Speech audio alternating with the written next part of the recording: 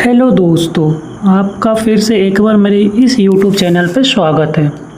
आज हम लोग 50 इम्पोर्टेंट फिजिक्स का क्वेश्चन करने जा रहे हैं, जो एक स्कोर बूस्टर सीरीज होगा, जो आगामी सभी परीक्षा चाहे BPSC AED हो, बिहार दरोगा या BSSC CGL सभी के लिए इम्पोर्टेंट है। चलिए स्टार्ट करते हैं। आज का पहला प्रश्न, निम्नलिखित में से कौन सा यंत्र समुद्र की गहराई मापने के लिए प्रयुक्त होता है? सही उत्तर है ऑप्शन डी, फैदोमीटर। अगला प्रश्न है, फैदोमीटर का उपयोग किस लिए किया जाता है? तो इसका सही उत्तर होगा ऑप्शन सी, समुद्र की गहराई मापने के लिए। अगला प्रश्न है, निम्नलिखित में से कौन सा यंत्र समुद्र में डूबी हुई वस्तुओं का पता लगाने के लिए प्रयोग में लिया जाता है? सही उत्तर है ऑप्शन डी, सोनार। अगला प्रश्न है, निम्नलिखित में से कौन सी राशि एक सदिश राशि है? सही उत्तर होगा संवेग, मोमेंटम। सदिश राशि वैसे राशि कहते हैं इसमें दिशा और परिमाण दोनों होता है, और संवेग में दिशा और परिमाण दोनों होता है। हम लोग जानते भी हैं P बराबर mv, जहाँ m मास होता है, v वेलोसिटी होता है। अब अगला प्रश्न देखते हैं, निम्नलिखित में से कौन सा युग्म सही प्रकार से मेल नहीं खाता है? तो एनीमोमीटर, वायु का वेग, यह बिल्कुल सही है। दूसरा है एमीटर, विद्युत धारा मापा जाता है, बिल्कुल सही है। तीसरा ऑप्शन है टैकोमीटर, दाब आंतर, ये गलत है। चौथा ऑप्शन है पायरोमीटर, उच्च तापमान, ये सही है। टैकोमीटर का प्रयोग हम लोग कोणीय दूरी, कौन सी दूरी?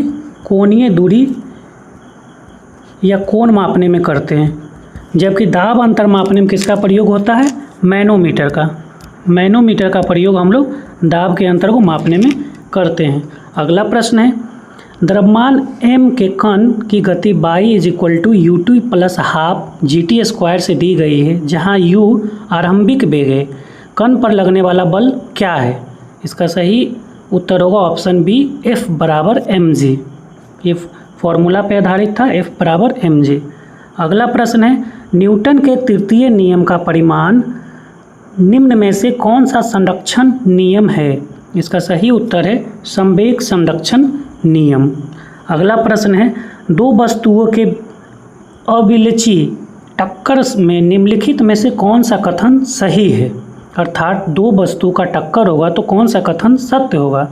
इसका सही उत्तर है ऑप्शन बी, संवेग तो संरक्षित होता है परंतु गतिज ऊर्जा संरक्षित नहीं होती है, गतिज ऊर्जा स्थिर नहीं होती है। अगला प्रश्न है, समान त्वरण में सीधे रेखा में गति करते कण के लिए वेग समय ग्राफ के नीचे का क्षेत्रफल क्या दर्शाता है?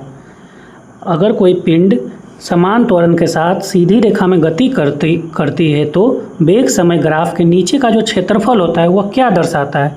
इसका सही उत्तर हो जाएगा शुद्ध विस्थापन को दर्शाता है। अगला प्रश्न है, फ्रीली फॉलिंग यानी निर्बाध रूप से गिरते हुए पिंड के लिए निम्नलिखित में से क्या सत्य है? इसका सही उत्तर हो जाएगा यह समान त्वरण के साथ चलता है, ऑप्शन डी। अगला प्रश्न है, झील में तैरती स्टील की नाव के लिए विस्थापित जल का भार किसके बराबर होता है? इसका सही उत्तर होगा पूरी नाव के भार के बराबर। हम लोगों ने आर्किमिडीज का सिद्धांत पढ़ा है, उसमें से कोई भी वस्तु तैरती है तो उसके द्वारा विस्थापित भार उस पिंड के भार के बराबर होता है। अगला प्रश्न है, बॉल बेयरिंग का उपयोग स्थैतिक घर्षण को किसमें बदलने के लिए किया जाता है? तो इसका सही उत्तर होगा ऑप्शन ए, रोलिंग घर्षण, यानी बॉल बेयरिंग का उपयोग स्थैतिक घर्षण को रोलिंग घर्षण में बदलने के लिए किया जाता है। अगला प्रश्न है, निम्नलिखित में से कौन सा ऊर्जा परिवर्तन घर्षण बल से संबंधित होता है? इसका ऑप्शन है, सही ऑप्शन है ऑप्शन ए, गतिज ऊर्जा। गतिज ऊर्जा से ऊष्मा ऊर्जा में परिवर्तन होता है। अन्य कोई ऊर्जा परिवर्तन घर्षण बल के कारण नहीं होता, इसलिए ऑप्शन ए इसका सही होगा। अगला प्रश्न है, रक्त परीक्षण हेतु निदान प्रयोगशालाओं में कौन सी पृथक्करण तकनीक प्रयुक्त होती है? इसका सही आंसर है ऑप्शन सी, सेंट्रीफ्यूगेशन। अगला प्रश्न है, झूला जब विश्राम स्थिति से कुछ ऊंचाई तक उठता है तब क्या होता है, अर्थात कौन सी ऊर्जा घटती है, कौन सी ऊर्जा बढ़ती है। इसका सही उत्तर है ऑप्शन बी, गतिज ऊर्जा घटती है जबकि स्थितिज ऊर्जा बढ़ती है। अगला प्रश्न है, आवृत्ति एफ और कोणीय आवृत्ति ओमेगा के बीच कौन सा संबंध सही है, यानी कौन सा संबंध सही बताता है। तो इसका सही उत्तर होगा omega is equal to 2πf, option B. अगला प्रश्न है, सरल आवर्तक दोलक के लिए संवेग p और विस्थापन q के बीच का ग्राफ कैसा होता है। इसका सही उत्तर है ऑप्शन डी, अंडाकार होता है। अगला प्रश्न है, सरल आवर्त गति में वेग और त्वरण के बीच फेज डिफरेंस कितना होता है। इसका सही उत्तर है ऑप्शन बी, 90 डिग्री होता है। अगला प्रश्न है, लोलक की आवर्त अवधि किस पर निर्भर करती है। इसका सही उत्तर है ऑप्शन बी, लंबाई पे। और इसका एक फॉर्मूला भी होता है, t is equal to 2π√LG, अर्थात लोलक की जो आवृत्ति होती है वो केवल लंबाई पर निर्भर करती है। अगला प्रश्न है, यदि सरल लोलक की लंबाई 4 गुनी कर दी जाए तो दोलनकार पे क्या प्रभाव होगा। तो दोलनकार क्या होगा, आरंभिक मान का 2 गुना हो जाएगा। फॉर्मूला अभी हम लोगों ने देखा था, t is equal to 2π√L/G। यहाँ L की जगह 4 रखेंगे, G तो कांस्टेंट होता है इसलिए यह 2 गुना हो जाएगा। अगला प्रश्न है, 1 किलोवाट घंटा ऊर्जा का मान जूल में कितना होता है। तो 1 किलोवाट घंटा ऊर्जा का मान ऑप्शन बी 3.6 × 10⁶ जूल होता है। अगला प्रश्न है, ऊर्जा के बारे में निम्नलिखित में से कौन सा कथन सही है। इसका सही उत्तर है ऑप्शन सी, ऊर्जा न तो उत्पन्न की जा सकती है और न ही उसका नाश होता है, अर्थात न तो ऊर्जा उत्पन्न होता है न ऊर्जा का नष्ट किया जा सकता है। अगला प्रश्न है, फ्यूज का सिद्धांत क्या है, अर्थात फ्यूज किस सिद्धांत पे कार्य करती है। तो फ्यूज विद्युत का रासायनिक प्रभाव सिद्धांत पे कार्य करता है, जिसका व्यंजक है H is equal to I²RT। Fuse किस चीज़ से बना होता है, तो तांबा और टीन से बना होता है, तांबा प्लस टीन से मिलकर बना होता है। एक परिपथ में V वोल्ट विभवांतर पर I धारा बह रही है तथा प्रतिरोध R है। V और I का गुणनफल किसका प्रतिनिधित्व करता है। तो V और I का जो गुणनफल है वो परिपथ में शक्ति का प्रतिनिधित्व करता है, ऑप्शन सी सही होगा। हम लोग जानते भी हैं P is equal to VI होता है, जहाँ P पावर होता है, V वोल्ट होता है मतलब विभवांतर होता है और I करंट होता है। अगला प्रश्न है, विद्युत इस्त्री का हीटिंग तत्व सामान्यतः किस धातु से बना होता है। तो जो विद्युत हीटिंग यानी आयरन जो बनता है वो नाइक्रोम के तार से हम लोग उसको बनाते हैं। हम नाइक्रोम का तार क्यों यूज करते हैं, तो क्योंकि इसका प्रतिरोधकता और गलनांक दोनों उच्च होता है। क्या होता है, उच्च होता है, इसीलिए हम लोग इसका प्रयोग करते हैं। अगला प्रश्न है, एक मायोपिक यानी निकट दृष्टि दोष व्यक्ति के लेंस की शक्ति -1.25 डायोप्टर है, उसके लेंस की फोकस दूरी और प्रकृति क्या होगी। तो हम लोग फॉर्मूला जानते हैं कि लेंस की फोकस दूरी क्या होती है, D is equal to 100/f। तो D दे रखा है, 1.25 का मतलब हुआ 5/4 और यहाँ 100 है और बटा f। जब हम लोग कैलकुलेट करेंगे तो फोकस दूरी 80 सेंटीमीटर और शक्ति नेगेटिव है तो यह लेंस अवतल लेंस होगा, यानी ऑप्शन डी सही होगा। अब हम लोग अगले प्रश्न देखते हैं, समतल दर्पण के बारे में निम्नलिखित में से कौन सा कथन सत्य है। इसकी फोकस दूरी 0 होती है, बिल्कुल गलत। इसकी फोकस दूरी अनंत होती है। दर्पण के सामने रखी वस्तु का छवि आकार वस्तु से कम होता है, थोड़ा कम नहीं होता है, आधा होता है, वस्तु के आधा होता है। तीसरा है, छवि आभासी सीधी और पार्श्व उल्टी होती है, ये कथन बिल्कुल सही है। और चौथा कथन तो देख ही लिए, फोकस दूरी अनंत होती है। अब हम लोग अगले प्रश्न की ओर चलते हैं, समतल दर्पण पर आपतः किरण सतह लंब से 40 डिग्री पर गिरती है, परावर्तन के बाद इसका विचलन क्या होगा। इसका सही उत्तर होगा ऑप्शन डी 80 डिग्री होगा, क्योंकि विचलन का फॉर्मूला होता है विचलन बराबर 2i, आई जो है परावर्तन है, तो 2 गुना 40 = 80 डिग्री हो जाएगा। अगले प्रश्न की ओर चलते हैं। वाहनों में रियर व्यू मिरर के रूप में किस दर्पण का उपयोग हम लोग करते हैं? तो इसके लिए हम लोग उत्तर दर्पण का उपयोग करते हैं, ऑप्शन ए सही है। अगला प्रश्न, लेंस की शक्ति की किस इकाई में मापी जाती है? तो लेंस की शक्ति को हम लोग डायोप्टर में मापते हैं, ऑप्शन डी सही है। 31 नंबर अगला प्रश्न है, एक विद्युत हीटर के सिरों के बीच विभवांतर 220 वोल्ट है और धारा 0.5 एम्पीयर है। यदि विभवांतर में धारा घटकर 120 कर दिया जाए तो धारा कितनी होगी? यह हम लोग जानते हैं ओम के नियम से, V = IR। यहाँ से पहले इक्वेशन से हम लोग क्या निकाल लेंगे? प्रतिरोध निकाल लेंगे। तो R = 220/0.5। तो प्रतिरोध क्या आ जाएगा?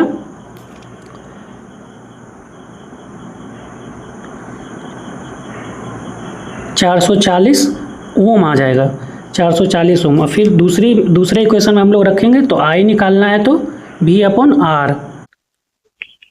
इसका सही उत्तर है 0.27। 0.27 सही उत्तर है। अगला प्रश्न, यांत्रिक ऊर्जा को विद्युत ऊर्जा में परिवर्तित करने वाले उपकरण को क्या कहते हैं? तो यांत्रिक ऊर्जा को विद्युत ऊर्जा में परिवर्तित करने वाले उपकरण को जेनरेटर कहते हैं। वहीं विद्युत मोटर क्या करता है? विद्युत ऊर्जा को यांत्रिक ऊर्जा में बदलता है। अगला प्रश्न है, सौर ऊर्जा को विद्युत ऊर्जा में किसके माध्यम से बदला जाता है? तो इसका सही उत्तर है ऑप्शन ए, प्रकाश वोल्टीय सेल। अगला प्रश्न है, निम्नलिखित में से कौन सर्वश्रेष्ठ विद्युत चालक है? इसका सही उत्तर है ऑप्शन डी, चांदी। शॉर्ट सर्किट के समय परिपथ में धारा का मान क्या होता है? धारा अचानक बहुत बढ़ जाती है, ऑप्शन सी सही है। इस बार बीपीएससी में ये क्वेश्चन पूछा भी गया था। अगला प्रश्न है, मिस रानी अपनी एसी जनरेटर को डीसी में बदलना चाहती है, निम्न में से क्या उपयोग करना होगा? इसका सही उत्तर है ऑप्शन ए, स्प्लिट रिंग प्रकार के कम्यूटेटर का प्रयोग करना होगा। अगला प्रश्न है, चुंबकीय क्षेत्र रेखाओं के बारे में निम्नलिखित में से कौन सा कथन सही नहीं है? तो वे किसी एक बिंदु से निकल सकती हैं, ये कथन बिल्कुल सही है। वे एक दूसरे को नहीं काटती, यह भी सही है। दो ध्रुवों के बीच सिराओं पर बिल्कुल सीधी नहीं हो सकती, ये भी सही है। दंड चुंबक के भीतर कोई क्षेत्र रेखा नहीं होती है, ये कथन आपका गलत है। अगला प्रश्न है, समरूप चुंबकीय क्षेत्र में रखी एक आयताकार कुंडली पर आघूर्ण कब अधिक होता है? यानी टॉर्क कब अधिक होगा? तो इसका सही उत्तर है ऑप्शन ए, जब कुंडलों की संख्या यानी कुंडली जो लपेटा जाता है वो अधिक होगा तो उसका टॉर्क भी अधिक होगा।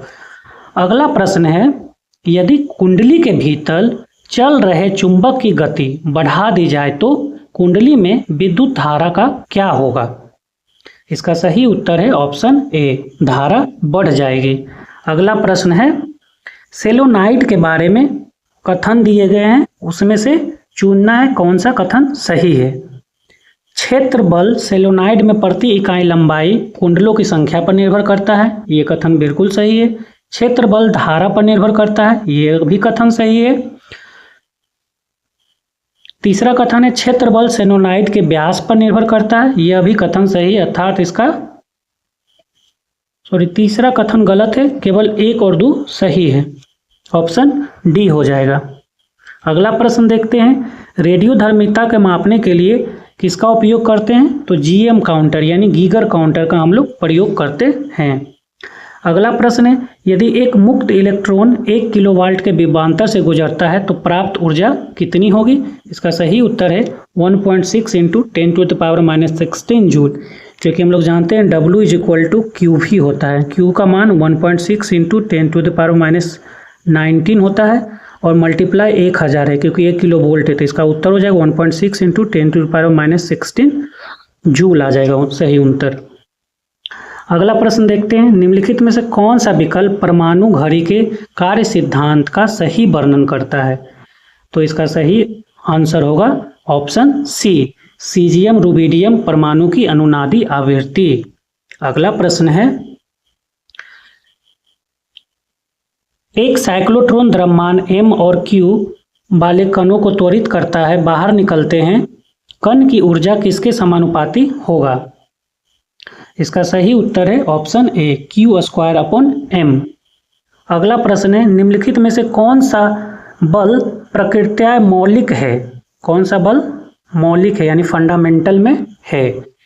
तो इसका गुरुत्वाकर्षण भी सही है, वैद्युत चुंबकीय बल भी होता है, प्रबल और दुर्बल नाभिकीय बल होता है, अर्थात इसका सभी ऑप्शन सही है, तो ऑप्शन डी होगा। अगला प्रश्न है, निर्वात में प्रकाश का वेग लगभग कितना होता है? तो निर्वात में प्रकाश का वेग 3 लाख मीटर पर सेकंड होता है, इसका सही ऑप्शन है ऑप्शन बी। अगला प्रश्न है, कांच में प्रकाश की चाल वायु की अपेक्षा कम होती है, क्यों? तो इसका सही ऑप्शन है ऑप्शन ए, क्योंकि वायु का अपवर्तनांक कांच से कम होता है। अगला प्रश्न है, मृग तृष्णा प्रकाश के पूर्ण आंतरिक परावर्तन के कारण उत्पन्न एक दृष्टि भ्रम है, क्या यह कथन सत्य है, असत्य है, केवल माध्यम पर निर्भर करता, कोई नहीं? तो इसका सही हो जाएगा ऑप्शन ए, बिल्कुल सत्य कथन है। एलईडी किस सिद्धांत पे कार्य करता है, यानी लाइट एमिटिंग डायोड किस सिद्धांत पे कार्य करता है? तो यह इलेक्ट्रोल्यूमिनेसेंस सिद्धांत पे कार्य करता है, ऑप्शन सी इसका सही होगा। CFL का पूर्ण रूप क्या होता है? CFL का पूर्ण रूप होता है कॉम्पैक्ट फ्लोरोसेंट लैम्प। दोस्तों, हमारा 50 महत्वपूर्ण प्रश्न फिजिक्स का कंप्लीट होता है, जो आने वाले सभी परीक्षाओं के लिए महत्वपूर्ण होगा। आप इसे अच्छे से देखें और रिवाइज करें, और चैनल को लाइक, सब्सक्राइब, शेयर करें। धन्यवाद।